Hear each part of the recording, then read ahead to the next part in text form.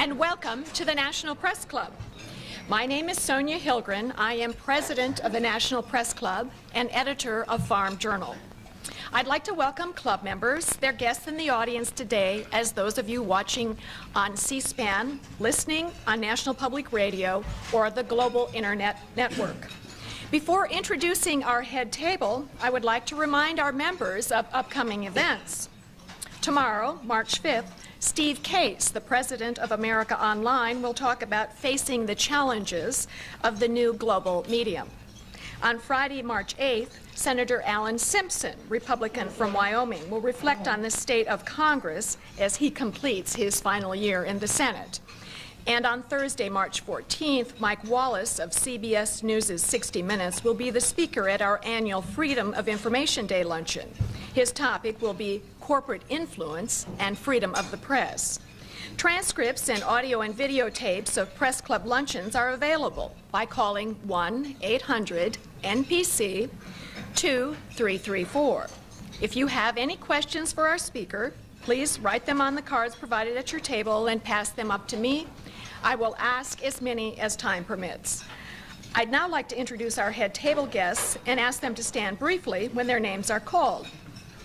From your right, Brock Meeks, Wired Magazine; Joe Johns, NBC News; Jane Fullerton, Arkansas Democrat Gazette; Monroe Carmen, editor-at-large, Bloomberg Business News and past president of the National Press Club; Gary Blonston, Washington Bureau Chief, Knight Ridder Newspapers; Jacqueline Thomas, Washington Bureau Chief, Detroit News; Elaine Kmark, Senior Policy Advisor to the Vice President; Peggy Roberson, freelance journalist and chairman of the National Press Club Speakers Committee. We're going to skip over our speaker today for a moment. Michael Bloomberg, President and CEO, Bloomberg Business News; Clayton Boyce, Executive Editor, Research Recommendations, past President of the National Press Club and a member of the Press Club Speakers Committee, who arranged today's luncheon; Martin Tolchin, editor and publisher of The Hill; Barbara Baker Clark, editorial director, National Institute of Business Management; Lawrence McQuillan, Reuters; and Catalina Camilla, Dallas Morning News.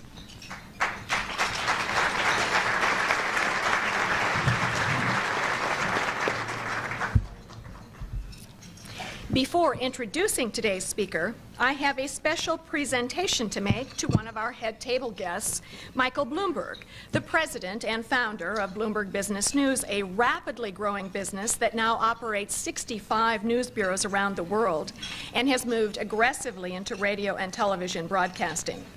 Through a gift of $100,000 and 6 Bloomberg computer terminals, Mr. Bloomberg will make it possible for the club to achieve one of its major goals. When it formally opens later this year, the Bloomberg Center for Electronic Journalism will be the nation's premier training facility for computer-assisted reporting. Mr. Bloomberg's contribution, coupled with a substantial gift from the Freedom Forum and smaller gifts from news organizations, will allow for renovation of the entire National Press Club library. It is appropriate that Mr. Bloomberg is being recognized at this particular luncheon because he is one of those who has fully exploited the new technologies that Vice President Gore has so often said are key to our future development as a nation and as a civilization. Mr.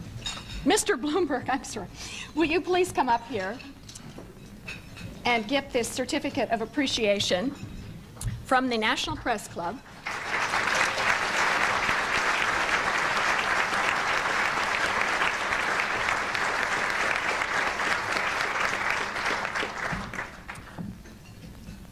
Thank you very much. All of us need a strong press that has the tools to ferret out the truth, to analyze the facts, and to tell the public what's really going on. As the establishment and governments around the world and corporations and unions get more tools on their side to control the information that they want the public to get, we need more tools on the journalism side to be able to stay ahead. Bloomberg is happy to be a part of this. We think it's very important that journalists know how to use the tools, know what's available, know when they're appropriate, and have the training to go and get for this country and for the peoples of the world what we need. More information freely available. Thank you very much.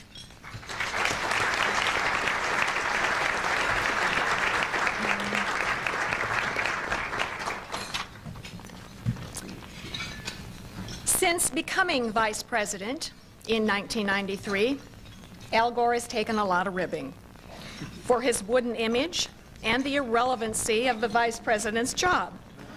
Previously at this podium, and especially from the late-night television comics. After almost 3 years, Vice President Gore has come a long way. Now he's making fun of his wooden image and the lack of respect for the Vice Presidency. Last year, he cracked up a gridiron dinner with his remark that Al Gore is so dull, his Secret Service code name is Al Gore. And just last month at a reporter's breakfast, he recalled other vice presidents in history. Spiro Agnew, who was known, Vice President Gore remarked, for his convictions. You're a pretty funny guy.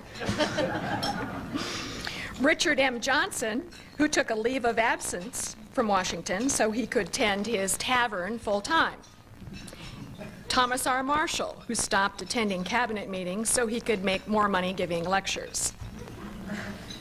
In truth, Al Gore has had an important action-filled 3 years as Vice President.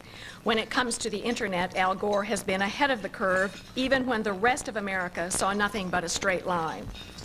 He's dealt with family issues and foreign trade and continued his environmental advocacy. He's held urgent, sensitive talks with Shimon Peres, Yasser Arafat, Russian leaders, the head of Sinn Féin, the Dalai Lama, and yes, even Larry King and David Letterman.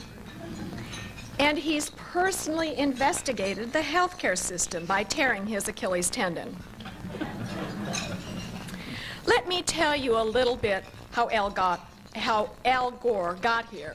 And I don't mean by limping. As you know, he's the son of a U.S. Senator. You may recall that he is a Harvard honors graduate and a Vietnam veteran. Before rising to the House of Representatives and the Senate, Mr. Gore was a divinity student, a law student, a home builder, and a newspaper reporter. As part of our vast research on the Vice President, we checked with National Press Club member Reggie Stewart, who knows Al Gore from when they both worked at the Nashville Tennessean newspaper. I called down to a friend who's still on the desk at the Tennessean, Reggie recalled. I was looking for some side-splitting anecdotes. I got some toe-itching ones. Reggie recalled that in the Vice President's tenure as a newspaper reporter, he was the first to write an account of the annual Christmas parade as a dialogue between Scrooge and Tiny Tim. He also nailed an investigative piece on the City Council leading to the indictment of a politician who was acquitted after convincing a jury that he was a victim of harassment by the press. The Vice President's biggest project today is reinventing government. He's here to give a progress report on the Clinton administration's efforts to trim the bureaucracy and streamline government, and to tell us where the effort goes from here. Ladies and gentlemen, please welcome back to the National Press Club, Al Gore, Vice President of the United States.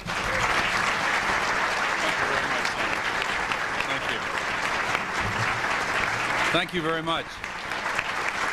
Thank you. Thank you very much, ladies and gentlemen. I'm grateful to you for the invitation to come here today. And Sonia, I appreciate that introduction. For a stiff guy, I really appreciated those kind words. It's been so cold lately, people who don't know me better have thought I was frozen stiff. Let me also acknowledge the other distinguished head table guests and some of my colleagues in the administration who are here today. Bruce Lehman, Assistant Secretary of Commerce and Commissioner of the Patent and Trademark Office, and Mort Downey, Deputy Secretary of the Department of Transportation, Elaine Kmark, who has been the Staff Director at our Reinventing Government effort, and others. Before I give my remarks today about our next phase in reinventing government, I would like to begin with some comments on another subject.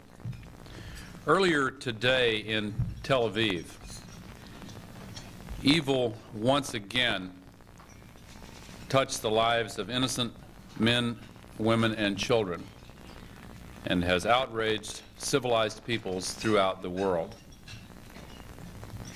On behalf of all Americans, and in echoing the comments of our President just an hour ago, I send my deepest heartfelt condolences to the people of Israel and to the families, friends, and loved ones of those who have been hurt by this senseless act of terror. Yesterday, President Clinton spoke to Prime Minister Peres in the aftermath of the incident yesterday to express our condolences and our solidarity. Today, once again, we reaffirm our determination to end the violence and to help sow a new era of peace and hope and reason throughout the Middle East. Mark my words, the terror will be stopped. The enemies of peace will be defeated. The forces of division and hate and fear shall not prevail. These deaths, this pain, shall not have been in vain.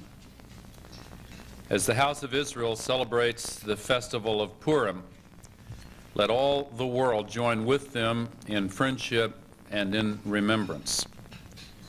As we were reminded in Esther 9:22, today let us turn our sorrow to gladness, for peace once again will bloom in the hearts and minds of all humankind. Now, I would like to turn to the topic that I came here to speak about.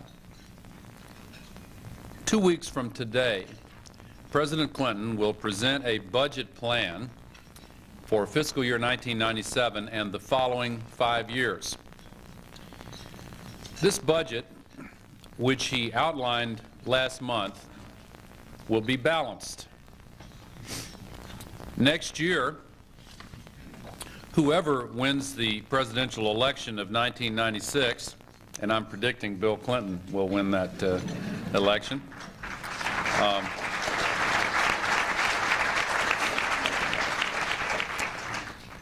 I appreciate the guests here, including some who share that sentiment. But whoever wins the election in the fall of '96 will present his budget plan for fiscal year 1998 and beyond, and that budget will also be balanced. And so it will go. Balanced budgets followed by balanced budgets. And when those of you here who are reporters cover the White House in the year 2001, 2015, maybe even 2050, chances are good that the President will present to Congress a budget plan in which government outlays do not exceed government revenues.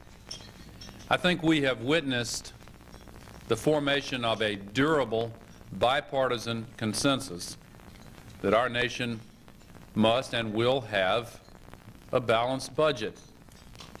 Of course, deep disagreements continue to divide President Clinton and the Congress, but these disputes do not concern whether to bring the budget into balance. They concern how to bring the budget into balance. Make no mistake, these how disagreements are vitally important. They illuminate profound differences in Democratic and Republican values. But still, amid all the huffing and puffing, one truth endures. Although we disagree on the route, we share a common destination. The budget will be balanced. Everybody might as well get used to that fact. For the first time in a generation, we live in a balanced budget age. And that new environment together with the birth of the information economy, the death of the Cold War, and an assortment of end-of-the-century jitters, has raised an old question with a new sense of urgency. How should the federal government operate? President Clinton identified this question early in his term, and 3 years ago he asked me to begin working on it. And I'm proud of what our federal employees have done to reinvent government. With their help, their ideas, their leadership, we are eliminating 16,000 pages of regulations. And by implementing the suggestions that federal employees who work on the front lines have been providing to us, suggestions that have never been heard clearly on a sustained basis before, and indeed have sometimes not even been offered because of the fear that those who stuck their necks out would get their heads chopped off. By hearing and implementing their suggestions, we have created the smallest government since the administration of President John F. Kennedy. Indeed, we have reduced the size of the federal workforce by more than 200,000 positions in the last 3 years. Because of our efforts and our partnership with federal employees, the government workforce as a percentage of the civilian workforce is now smaller than it has been since 1933. But we haven't just shrunk the size of the government. Again, in partnership with federal employees, we are actually making it work better. We've got a long way to go, and we understand that very well. I'm going to be talking about that today. But we have made progress, and we're beginning to make even more rapid progress. For example, when we came to office, the Federal Emergency Management Agency was a disaster. Now it's renowned for its assistance in response to disasters, praised on a bipartisan basis every time it is called upon to respond. The Social Security Administration now gives world-class service to our senior citizens. The Small Business Administration has reduced its size, cut its paperwork dramatically, and increased its loans. Compared to the steady growth of the bureaucracy year in and year out, which our country was accustomed to before Bill Clinton was elected president, these recent achievements compiled over the last 3 years represent a new pattern and are remarkable, although they have generally been unremarked upon. Now, that's not for a lack of trying on our part. In fact, I even wrote a book to showcase our success. None of the royalties go to me. They all go to establish cash awards for federal employees who perform at an excellent level in providing service to the public. But alas, unlike some other Washington potboilers, this book did not climb to the top of the bestseller list. And so today I'm announcing here at the Press Club that we are issuing a new edition, which I have here this afternoon. Those of you in back may not be able to see the cover. This is the new version of Common Sense Government.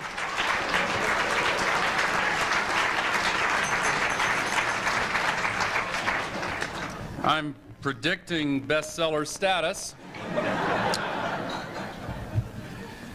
The book is filled with success stories of how we are restoring common sense to governing. But we're not done. The balanced budget has raised the bar from where it rested just 3 years ago. Reforming the federal government is much more than the sensible idea of a sensible president. In the era of balanced budgets, it is now a central responsibility of a responsible chief executive. Like the hot breath of competition in the private sector, the icy breeze of a balanced budget has forced those of us in government to move faster and farther. And so today I am announcing 6 steps to reform how the federal government will operate in the future, starting now. First of all, we're going to dramatically change the way many agencies provide their services. Today, I'm proposing to create, within existing departments, something we call performance-based organizations, or PBOs. Let me explain how these new operations will work. You know, over the years, people have said, let's make the government run like a business. And that has usually meant, in practice, sticking a businessman with no government experience in charge of a government agency. The players changed, but the rules of the game did not. And by and large, neither did the results. These poor results then uncorked more rhetoric about how the government needed to become more businesslike. Well, we've got good people trapped within bad systems.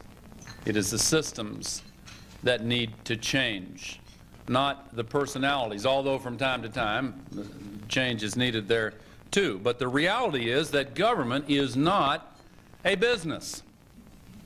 Making policy and enforcing regulations are things that only governments do. They can't be measured by business standards and really shouldn't be. But there are other functions of government that do resemble the activities of a business and can be measured by business standards. Functions such as processing patent applications, issuing benefits and loans, selling groceries to the military. There's a long list. Much of government can and should operate more the way a top-notch business would. But the systems of government presently don't allow them to do that. We want to change that, and that is what performance-based organizations will do. These PBOs would be run by chief executives who sign contracts and will be personally accountable for delivering results. The chief executives might come from the private sector or might come from the ranks of the civil service. Some of the most talented, creative, hard-driving, successful managers I've ever encountered in my life come from the civil service. These new managers might come from either private business or the civil service. Either way, their performance will be measured by criteria such as efficiency, cost, and service. Their pay and job security will be tied directly to performance. We recognize that simply applying a new set of rules to the people at the top will not affect the performance of an organization. We need to change the whole culture of these organizations. And so for these PBOs, we're going to toss out the restrictive government rules that keep them from doing business like a business. All the red tape, the personnel rules that keep managers from using people effectively, the budget restrictions that make planning or allocating resources almost impossible. In return for that flexibility, they will be held strictly accountable for results. Now, we'll need help from Congress to make this happen. I believe that we will receive it. I don't anticipate any partisan disagreement about this particular initiative. Last September, I announced our plans to convert the Patent and Trademark Office into a PBO, and the legislation is even now moving through the Congress. This new organization would process patent applications, but its new chief executive would be free to manage its 5,500 employees and its $600 million budget in the most cost-effective ways possible. And if the CEO does not deliver results, he or she will get the axe. To the inventor applying for a patent, dealing with this new PBO will mean an answer in 60 days instead of 19 months. We're going to push forward with this proposal, and we are identifying additional candidates that we will submit in the President's budget in 2 weeks. One more thing. We realize that PBO, performance-based organizations, isn't very catchy.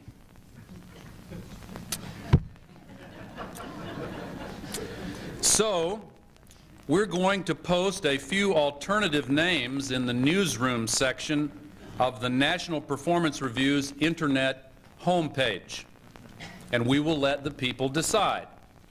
Here are the initial choices: PBOs, charter agencies, service enterprises, Perform America, and of course, Sea Dogs.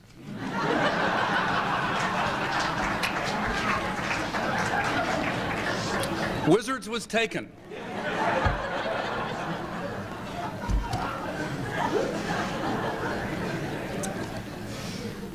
Let the voting begin, and the way to vote is to contact us on the internet at www.npr.gov and go to the newsroom.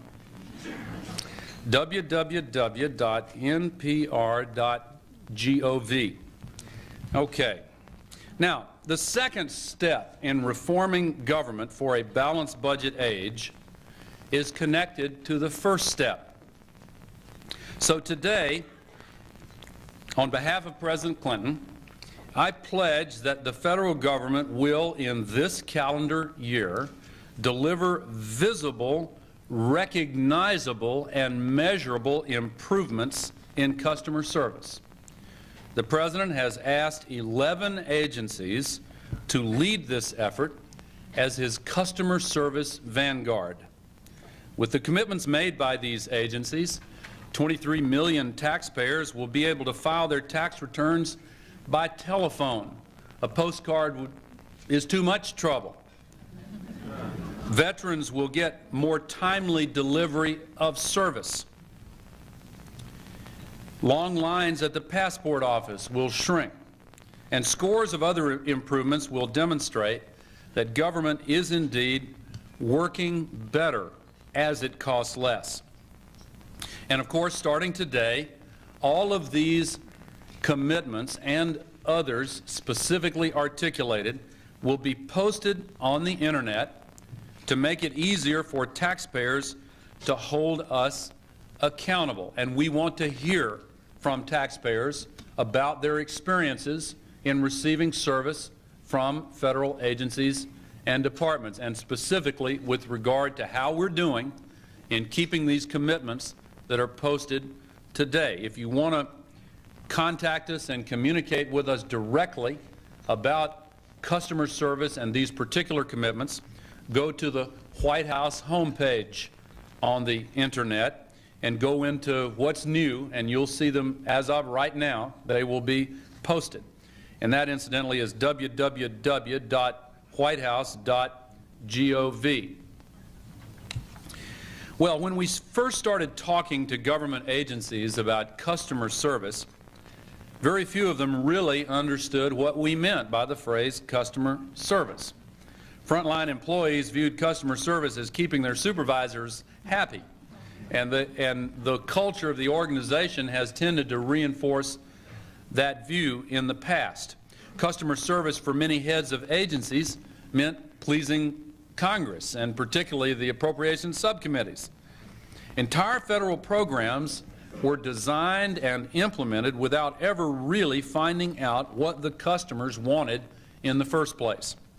And since government had little idea of who its customers were, the idea of setting measurable standards for customer service was really an alien concept. Working with federal employees, we have changed that.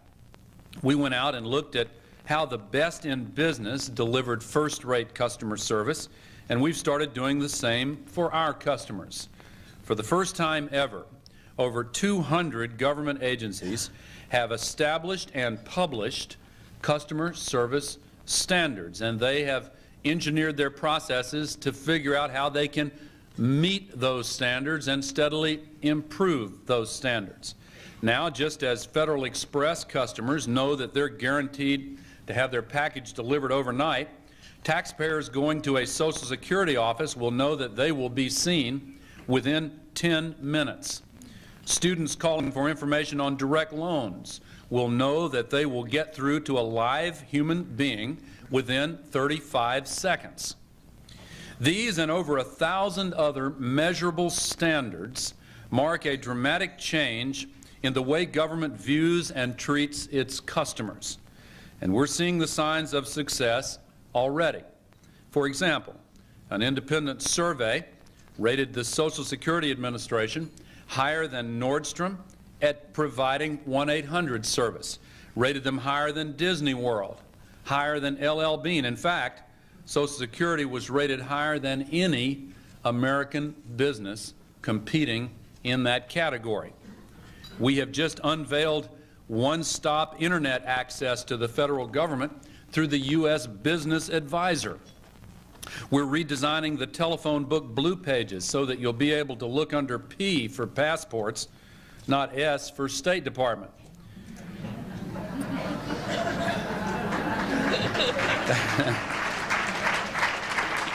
And we've challenged all agencies by setting a goal that everyone in America will know, that government service is better. Now, the third way we're going to transform government is to make partnerships with the private sector the rule and not the exception. So far, such partnerships have mainly been in the form of pilot projects scattered through the regulatory agencies. But today I'm announcing our commitment to bring these partnerships into the mainstream of our regulatory philosophy.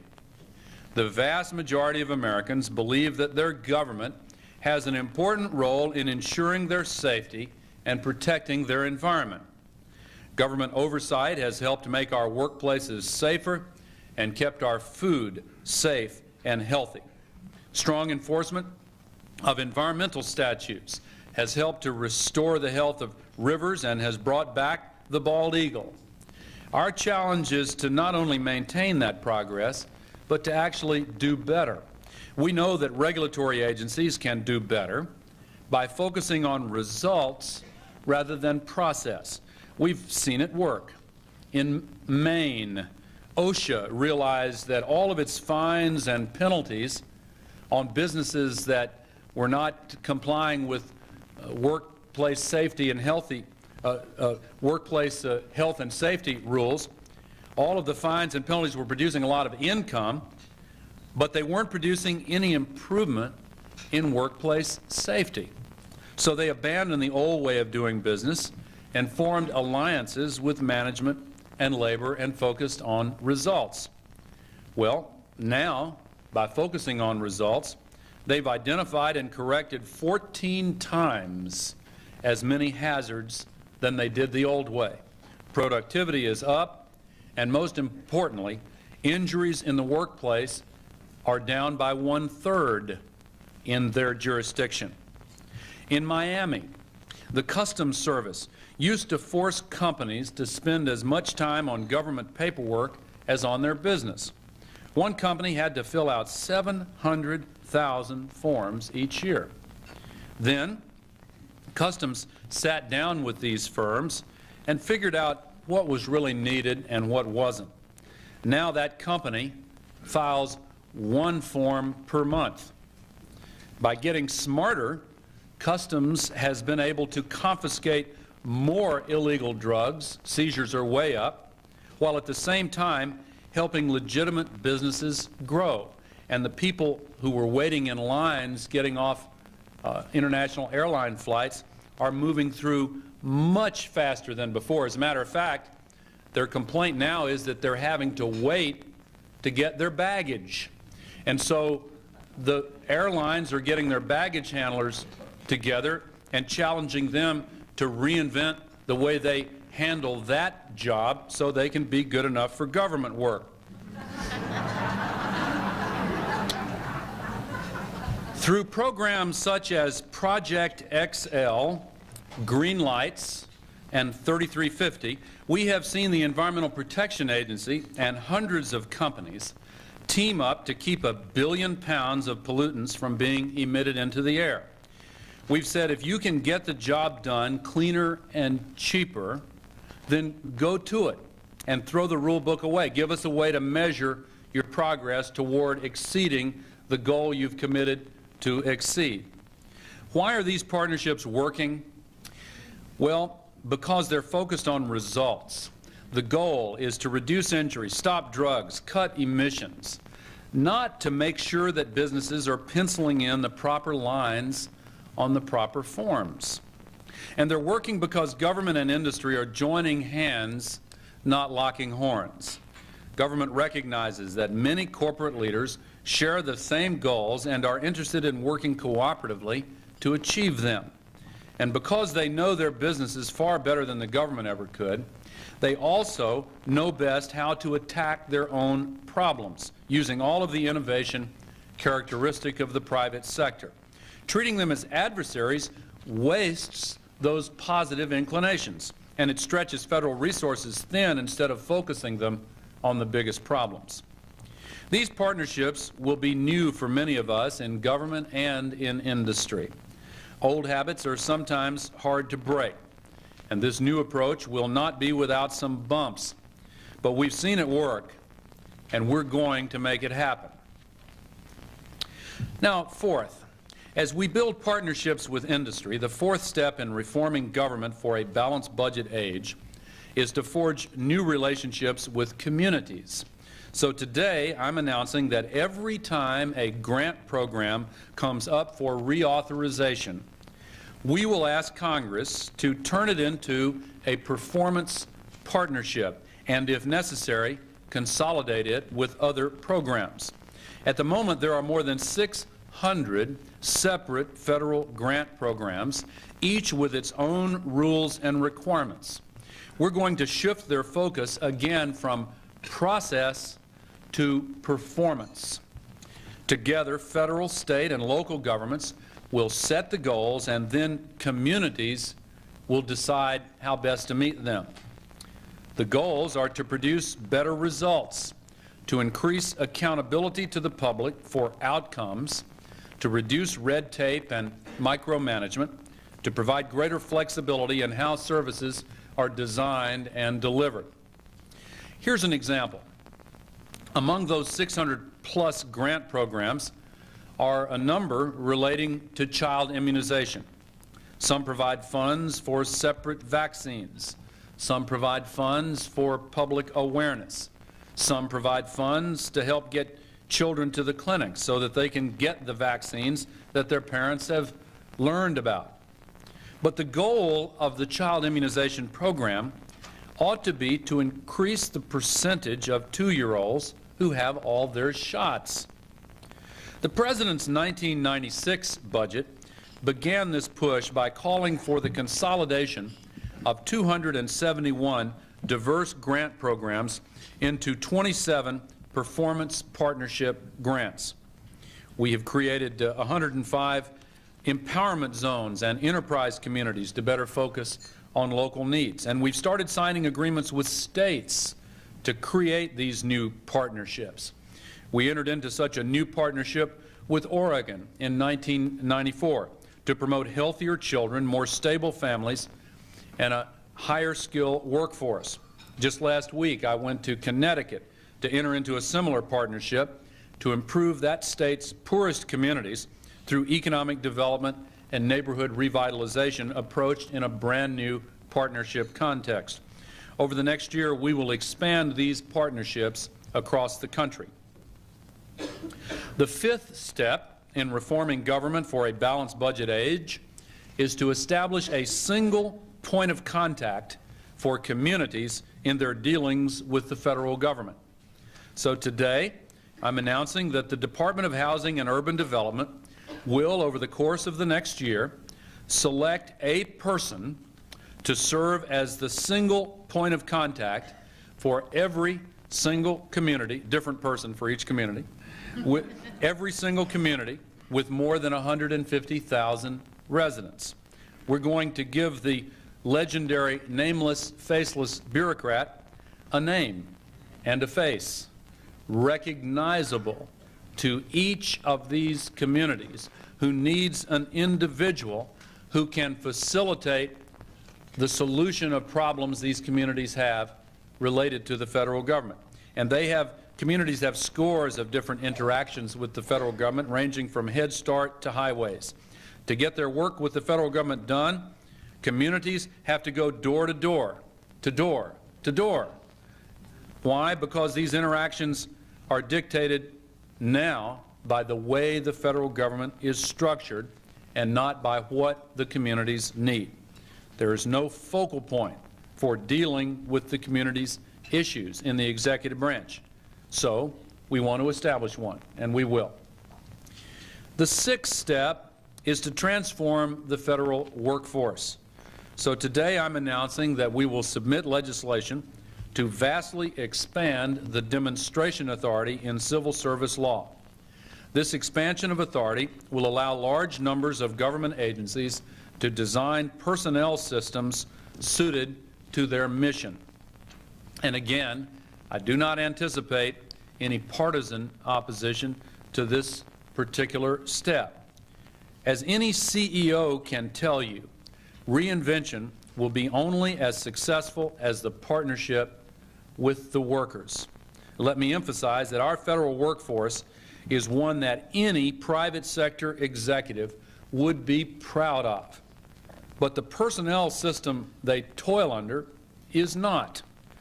We have as diverse a set of missions as any conglomerate, more so, but we use a personnel system designed in 1883 that applies a single set of rules to all federal employees, from patent attorneys to park rangers. This one-size-fits-all approach, designed in the last century, just will not meet the challenges of the next century. No corporation would operate this way. Take General Electric. They make light bulbs, securitize mortgage loans, and lease cars. GE would not try to squeeze such a diverse cadre of workers into a single personnel system, and neither should the federal government. We need a new model, decentralized and focused on the mission of each organization. It should hold federal workers to a higher degree of accountability, give line managers more authority over personnel decisions. That's why we want to change the law and liberate people to build a government that does work better and costs less. Finally, let me talk for a brief moment about Congress. I've had the privilege of seeing the workings of government through the lenses of both Congress and the White House. As the executive branch moves into a new balanced budget world, the Congress must join us. This may mean conducting some reinventing inside Congress itself. First and foremost, Congress must give the President the line item veto. We will never rid our government of tea tasters and wool and mohair subsidies and all the other things that make taxpayers angry without that tool. In addition, members of both parties have talked about reforming the committee structure to align congressional oversight more squarely with executive branch organization. A private sector company that reported to multiple boards of directors would have a pretty hard time defining its mission and improving its efficiency. And yet many of our executive agencies report to multiple committees and subcommittees. and some overlap is inevitable.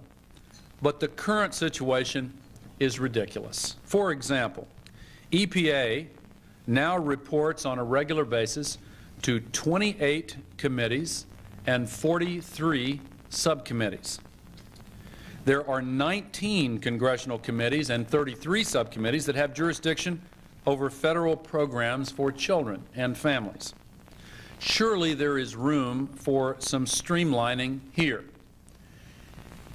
Now that we set multi-year goals for overall budgeting, do we really need to stick to single-year appropriations? Can we move to more multi-year appropriations so that government managers have a more stable environment in which to plan and to invest, and so that all of the local and state governments that wait each year for the federal government to conclude its annual appropriations can also have some more flexibility to plan ahead? These are contentious issues, I know, and I'm sure there are other equally intriguing ideas out there. Again, members of both parties in the Congress have put forward some interesting and sound reform proposals. But the point I want to make is that now is the time for Congress to join us in this effort. 2 years ago, Congress passed and President Clinton signed the Government Performance and Results Act. This historic piece of legislation, which had bipartisan support, sets us on a path to a performance-based government. What Congress has passed for the executive branch should be matched by its own internal re-examination. In closing, let me say that today I've outlined 6 ways that we can fundamentally change government to make it work better and cost less. And if we do all these things, we can balance the budget and protect the priorities of the American people. If we don't do these things, we'll balance the budget anyway. But ordinary people could suffer, and trust in public institutions could further erode. The landscape has indeed been reconfigured. As the President said in his State of the Union address last month, the era of big government is over. But the dusk of big government need not bring the dawn of a fend-for-yourself society. And in many ways, the elections of 1996 will boil down to a choice. Do we abandon the old way of governing, or do we abandon the old-fashioned values that underpin self-government? We think the choice is clear. Let the hard work continue. Thank you very much. Okay. Thank you.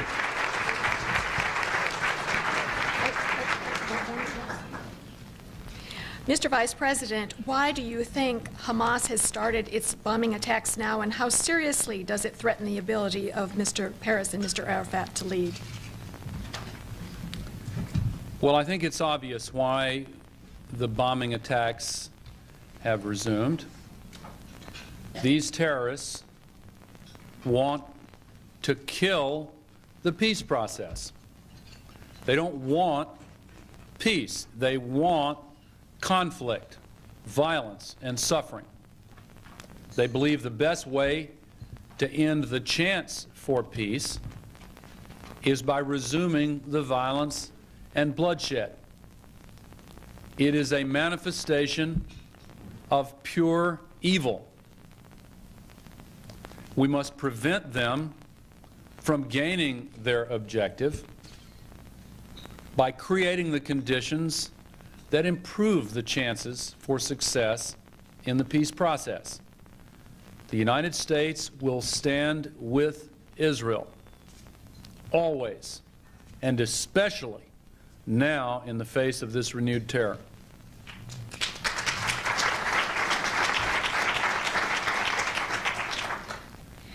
What are the prospects for the Russian presidential elections, and what are U.S. interests?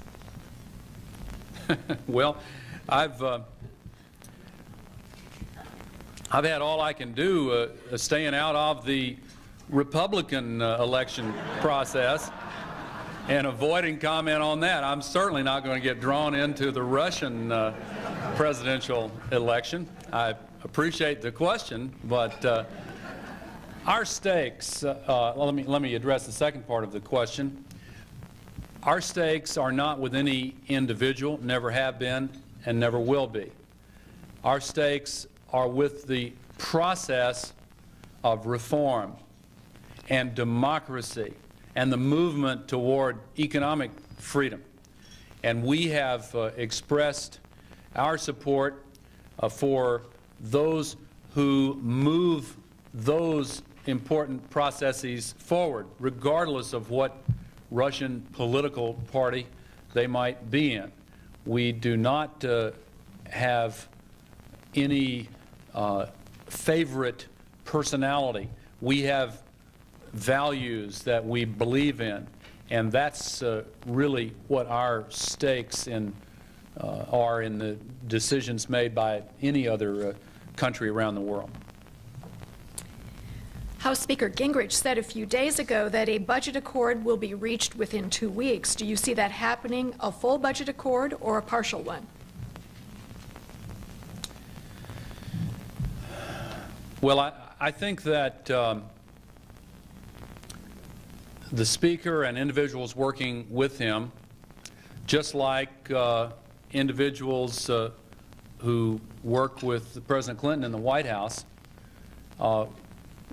want to see an agreement reached. Now, you've asked me to look into the crystal ball and tell you whether it will happen or not. I don't know. I hope that it will.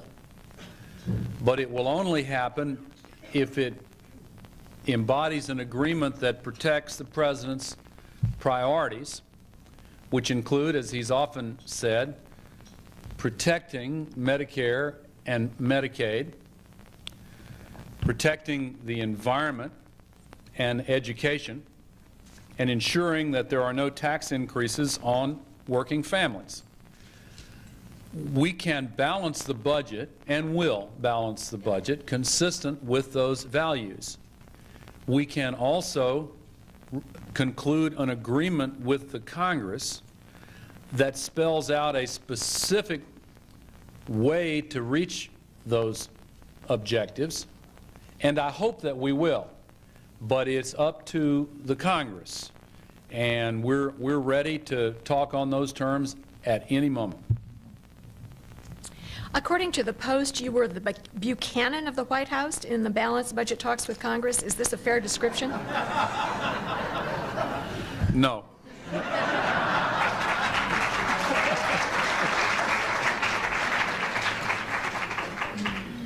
Anything else I say would get me into trouble.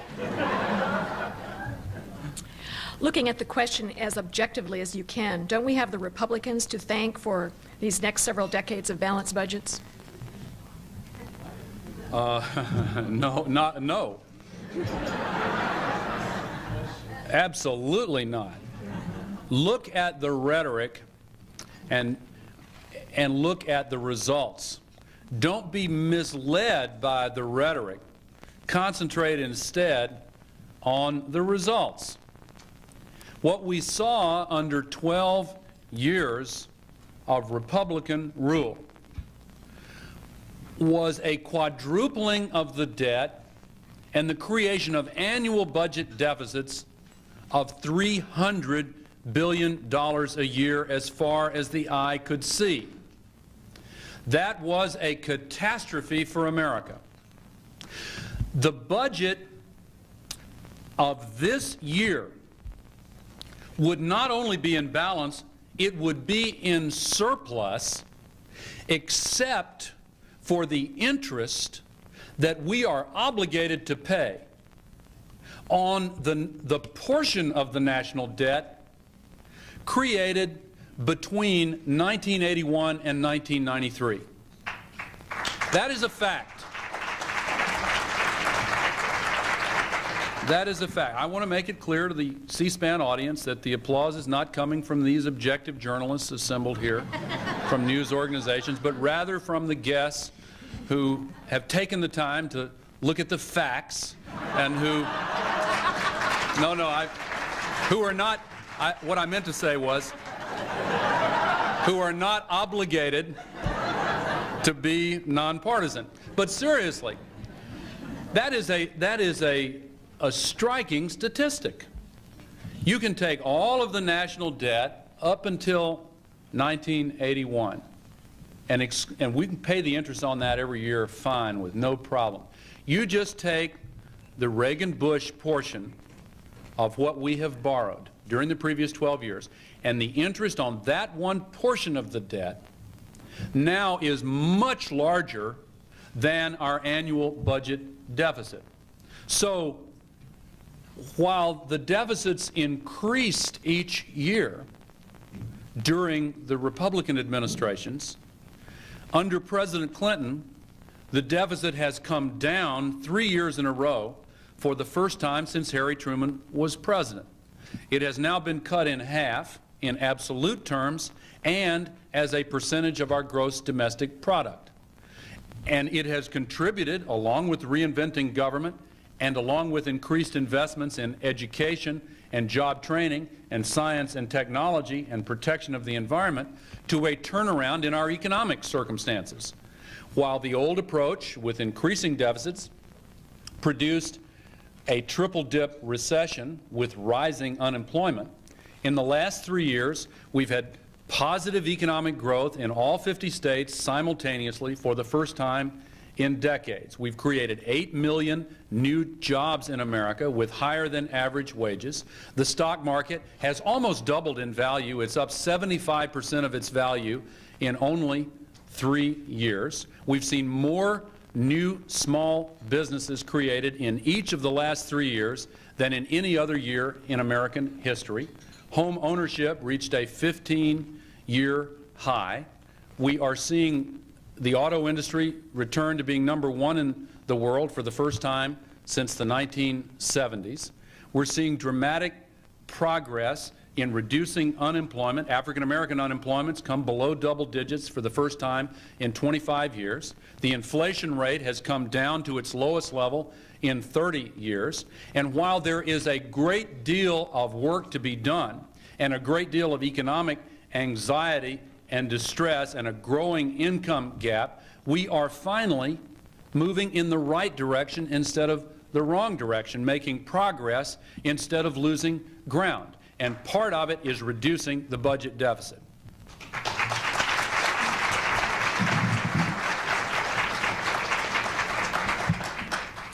Before I ask the last question, I would like to present you with a National Press Club mug. A mug? A mug. A mug. And a certificate of appreciation. Thank you. And I would like to know, why don't you call this new organization the Bullets?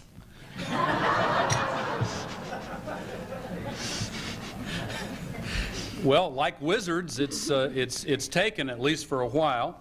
And we thought these other possibilities, including sea dogs, ought to be subjected to a vote. Thank you all very much for having me here today. Appreciate it. Thank you. Appreciate it.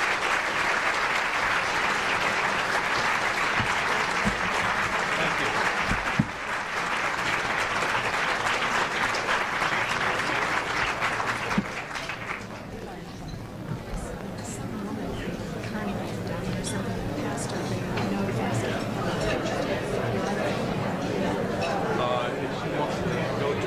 Toward the exits, I'll be glad to. Thank you again for what you're doing here. Take these unless you Help Coast and Hopkins. We're eternally grateful. They've already done that. Do you want to give me the other one and keep that one? And to tell the public what's really going on. As the establishment and governments around the world and corporations and unions get more tools on their side to control the information that they want the public to get, we need more tools on the journalism side to be able to stay ahead. Bloomberg is happy to be a part of this. We think it's very important that journalists know how to use the tools, know what's available, know when they're appropriate, and have the training to go and get for this country and for the peoples of the world what we need. More information freely available. Thank you very much.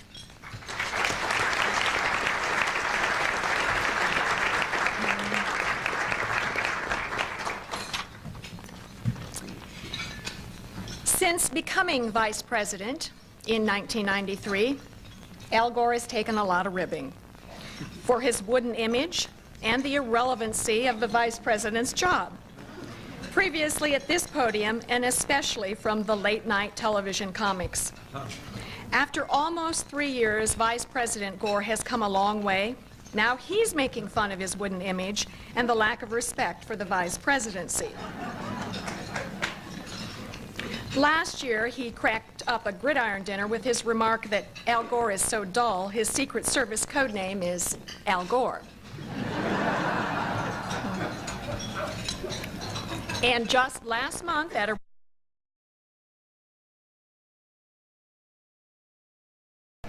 and welcome to the National Press Club. My name is Sonia Hilgren. I am president of the National Press Club and editor of Farm Journal. I'd like to welcome club members, their guests in the audience today, as those of you watching on C-SPAN, listening on National Public Radio, or the global internet network. Before introducing our head table, I would like to remind our members of upcoming events. Tomorrow, March 5th, Steve Case, the president of America Online, will talk about facing the challenges of the new global medium.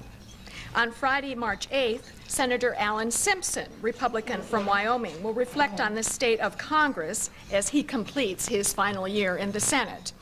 And on Thursday, March 14th, Mike Wallace of CBS News' 60 Minutes will be the speaker at our annual Freedom of Information Day luncheon. His topic will be corporate influence and freedom of the press. Transcripts and audio and videotapes of Press Club luncheons are available by calling 1-800-NPC-2334. If you have any questions for our speaker, please write them on the cards provided at your table and pass them up to me. I will ask as many as time permits. I'd now like to introduce our head table guests and ask them to stand briefly when their names are called. From your right, Brock Meeks, Wired Magazine; Joe Johns, NBC News; Jane Fullerton, Arkansas Democrat Gazette; Monroe Carmen, editor-at-large, Bloomberg Business News and past president of the National Press Club; Gary Blonston, Washington Bureau Chief, Knight Ridder Newspapers; Jacqueline Thomas, Washington Bureau Chief, Detroit News; Elaine Kmark, Senior Policy Advisor to the Vice President; Peggy Roberson, freelance journalist and chairman of the National Press Club Speakers Committee. We're going to skip over our speaker today for a moment. Michael Bloomberg, President and CEO, Bloomberg Business News; Clayton Boyce, Executive Editor, Research Recommendations, past President of the National Press Club and a member of the Press Club Speakers Committee, who arranged today's luncheon; Martin Tolchin, Editor and Publisher of The Hill; Barbara Baker Clark, Editorial Director, National Institute of Business Management; Lawrence McQuillan, Reuters; and Catalina Camilla, Dallas Morning News.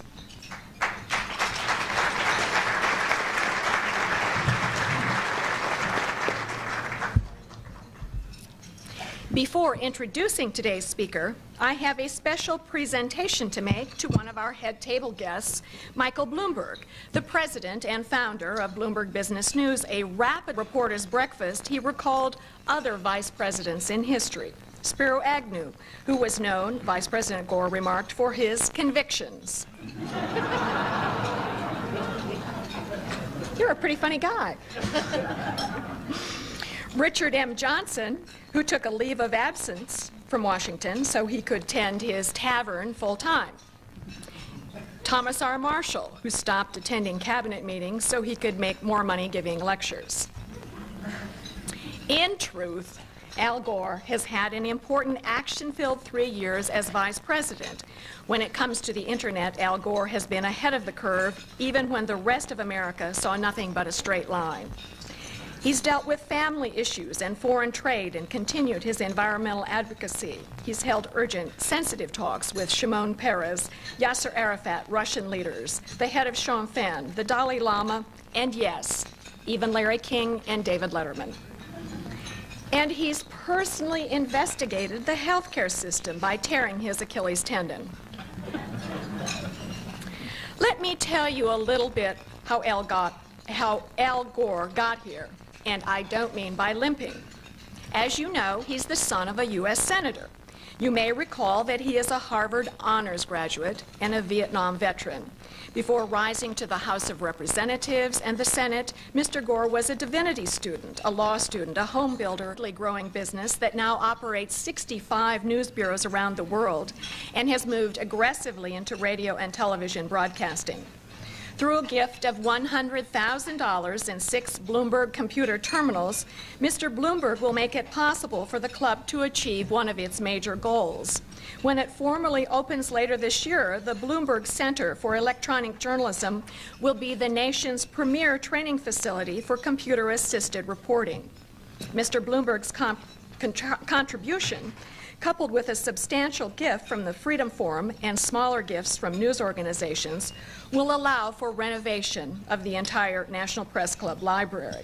It is appropriate that Mr. Bloomberg is being recognized at this particular luncheon because he is one of those who has fully exploited the new technologies that Vice President Gore has so often said are key to our future development as a nation and as a civilization. Mr. Bloomberg, I'm sorry, will you please come up here and get this certificate of appreciation from the National Press Club.